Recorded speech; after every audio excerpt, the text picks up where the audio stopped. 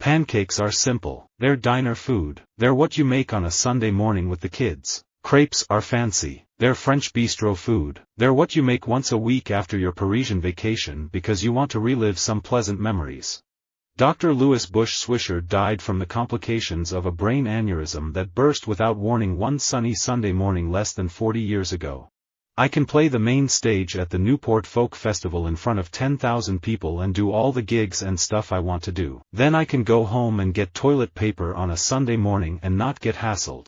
My dad sung and played piano, but he was also a man of God. He was a minister. So when Sam Cooke would come in town, with the Soul Stirrers at that time, he was singing gospel, they would end up at my dad's church, and it would always be a guest singer for Sunday morning.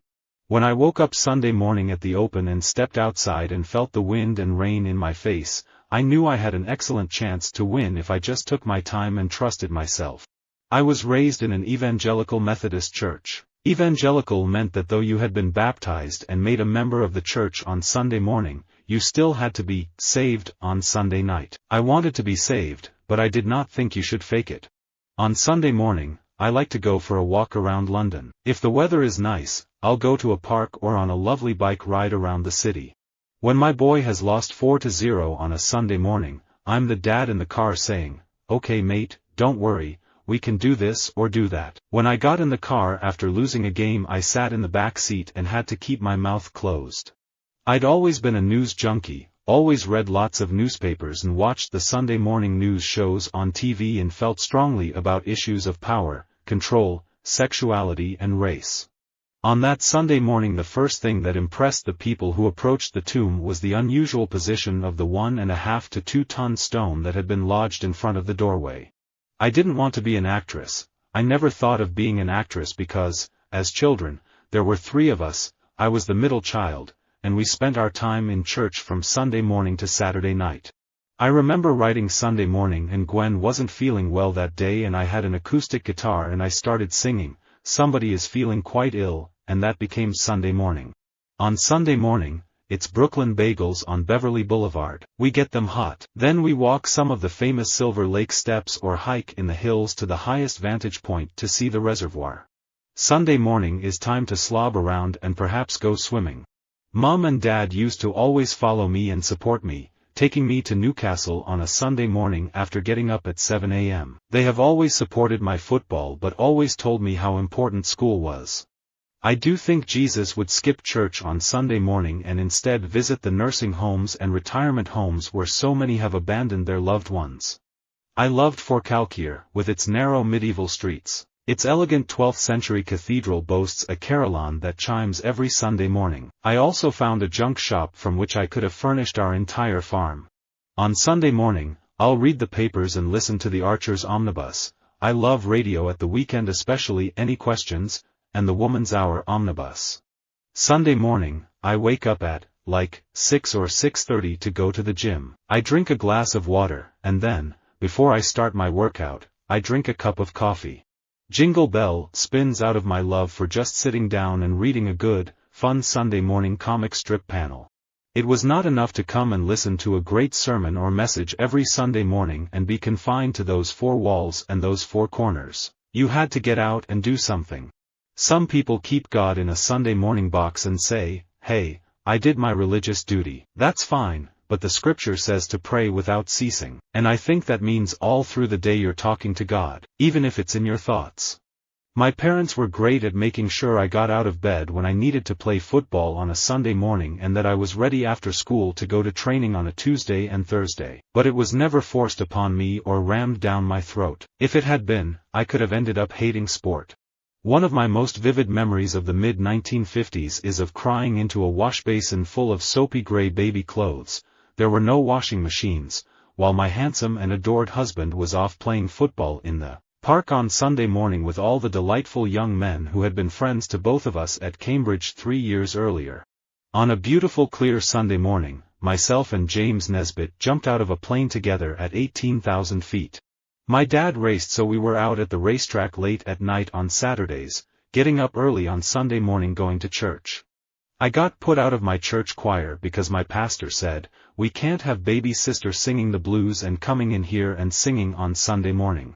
My favorite meal would have to be good old-fashioned eggs, over easy, with bacon. Many others, but you can't beat that on a Sunday morning, especially with a cup of tea.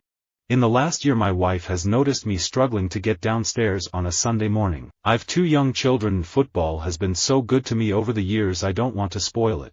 It is true that there comes a time when I do literally dream about McDonald's. I dream of supermarkets and drugstores, potato chips and the Sunday morning paper. I can't say for sure where I was headed the first time my mom put a blue blazer on me. Church, probably. West Side Presbyterian in Ridgewood, New Jersey, specifically, where my blazer was paired with a clip-on tie and a pair of khakis for a Sunday morning with my fellow congregants. The first sign that I'd been unknowingly affected by cooking shows occurred on a Sunday morning when I realized I was talking to myself. I'd been making toast. First, we cut our bread, I whispered. Do you know why? I stopped what I was doing and looked up. Let me tell you why. What people want on a Sunday morning is not to be in the breaking news fray. They want someone to call hits and misses, and to bring context and perspective and to be even-handed. Sunday Morning Coming Down is probably the most directly autobiographical thing I'd written.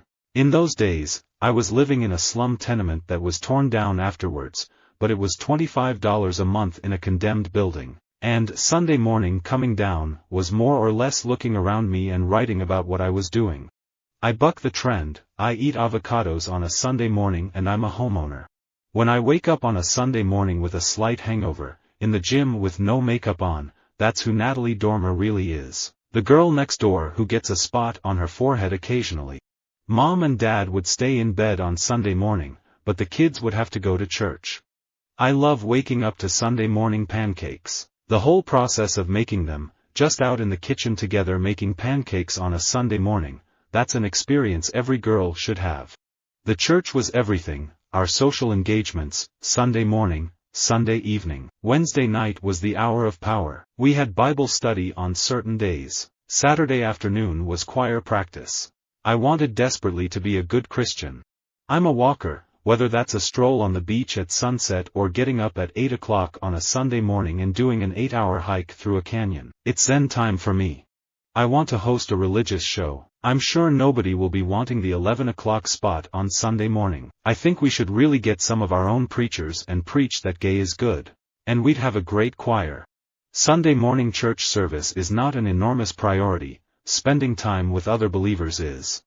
I think it's been hard for people to understand how Islam can be a good religion, and yet the Islamists are evil. Those of us who have had experience with Islam understand this, just as we understand the difference between snake handlers and people going to church on Sunday morning. Kids who dream of reaching the top must grow up looking forward to the big games which define them at every level they play, from Sunday morning in the park to non-league, the top 4 divisions, Europe and the World Cup. I'm obsessed with radio. It's a good start to Sunday morning. I'm not going to lie, I miss the grass and the trees. I miss home. On a Sunday morning, you could chill on the deck and listen to people mowing their lawns. It was very serene. When I became majority leader in Washington, I was interviewed constantly. I was always happy to talk to the press, but I drew the line at the Sunday morning talk shows on television. After a full work week consisting of long days and frequent late evenings, I insisted on keeping my weekends free for my family and friends. I was an overweight kid, and my father struggled with his weight, too. We would go for a ride on his motorcycle on Sunday morning to get donuts, to make pizza together, or go get ice cream. I quickly learned that food equaled love and attention. CBS Sunday Morning goes by its own pulse, a far cry from the fast-paced, Trump-obsessed cable news world. It's quality. It's often uplifting, even the hard topics it looks at. I had a dream that my dad passed away and that Jesus came into the room and he was basically knocking on my door, saying, "Hey, you need to find out more about me." So that Sunday morning I ended up going to church, and that's when I got saved. Visit our website for more quotes, quoting.com.